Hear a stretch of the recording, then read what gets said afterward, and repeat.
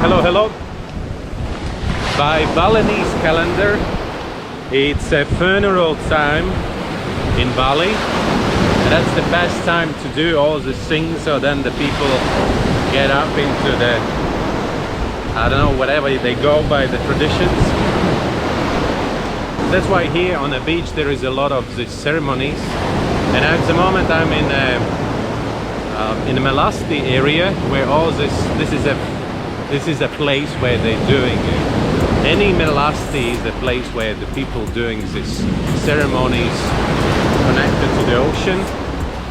And so yeah, so that's something what is left on a beach. Mostly organic, but because of all these ceremonies in Melasti areas, it doesn't matter. Like for example, for the macro photography, the most popular places in Bali is any Melasti. If you hear Melasti, so that means it's a really good place to go and do any underwater photography, especially macro underwater photography. Because of this, all the offerings, there's a lot of small animals or small slugs like nudibranchs and other stuff which eating all these offerings. That's why we have them a lot.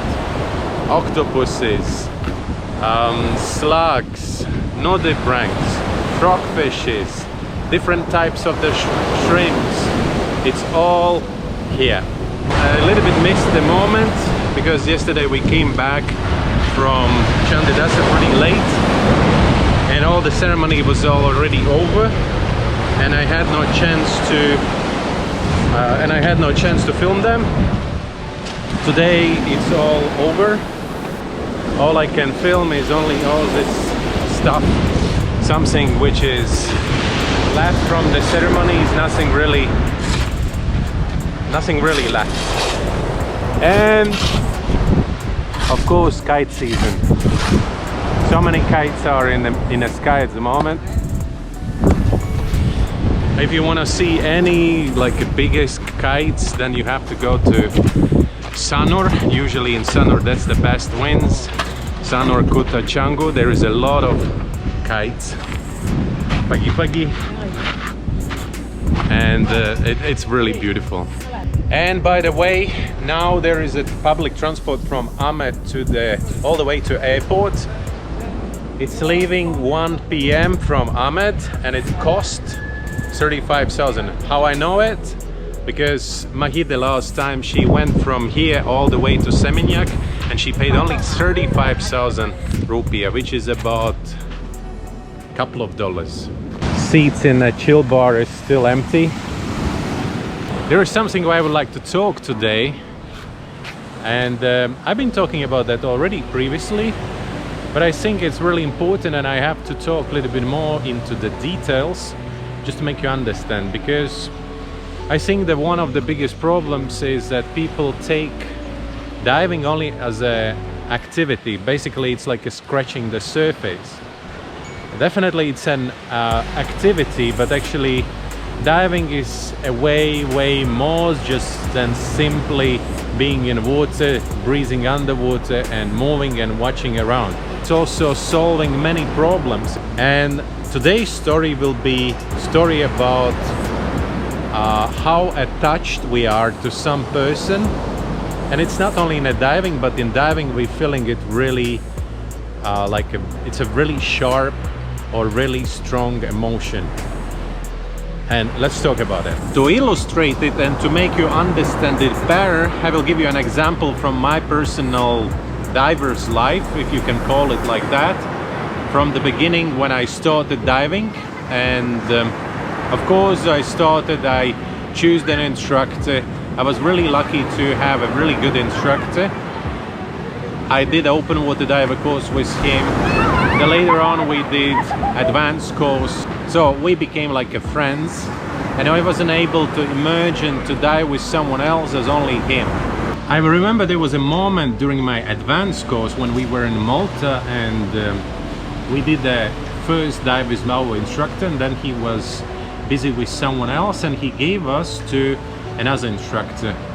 And I was like, I didn't say anything, but I was kind of a little bit upset that he's leaving me, because that's the person I trust, that's the person why I'm diving, that's the person why I took the next course, because he was the one who shared his passion with the diving, and he was like really important for me in that particular moment. And it was same also with Laura. He was like a god for us. Like everything he said, we were listening really carefully and really followed his guidelines in diving, and that's why definitely he was really important person in that particular moment. Then we went to some another trip, it doesn't really matter where, but there was a new students, and of course he started to take care about his students, the new students, because we were already certified divers, and of course he doesn't have to look us really close, or he don't have to look at us at all, because we are certified divers and we can dive as another person. But this moment when he left us, or maybe he just gave us a chance to become a little bit more independent, that was really hard for us. Later on, when I became instructor, I started to feel the same when I was diving with my students, and later on I told them that they are certified students. I tried to give them to another guides, and I was actually able to read in their eyes that they are not really happy about that. I don't know, they just had this experience diving with me and no one else. I was definitely a person whom they trust, but they've just felt comfortable. So if you feel comfortable, why to change anything? In some point I understood that I have to do everything to prepare these people for independent diving. Then we have some students who's constantly coming back because of us. They are ready to pay maybe extra, or they are ready to wait for us because we are busy in that moment, and they really want to dive with us, or at least where they are doing the first dives after the break with us. I know it's not really good to change instructor during the course, but for example, they finishing the course and then I give them to another instructor, and they just simply doing a dives. So they're gaining this experience with another person. They are not addicted of one person. There's sometimes situations like, for example, we're going to some diving place and we've been talking about that we will do this, but the situation may change during the dive, because we are two instructors, me and Laura. So then I say, okay, Laura, giving the signal to Laura and say, okay, you take over this person because I have to take care about another one. And then sometimes we get to trouble just because people are not happy. They say, I don't want to dive with Laura, or probably another person says, I don't want to dive with Martin, I was actually here to dive with you. And that's the moment when we are going into the psychology. The diving is not only, like I said in the beginning of this episode, diving is not only being underwater and breathing. I think we should look at the diving not only as an attraction, but also as a therapy. Here in a diving, actually, all these processes, what's happening, for example, in this retreat or whatever what is it called, what happens in this particular thing within 10 days in diving, it's coming out within minutes.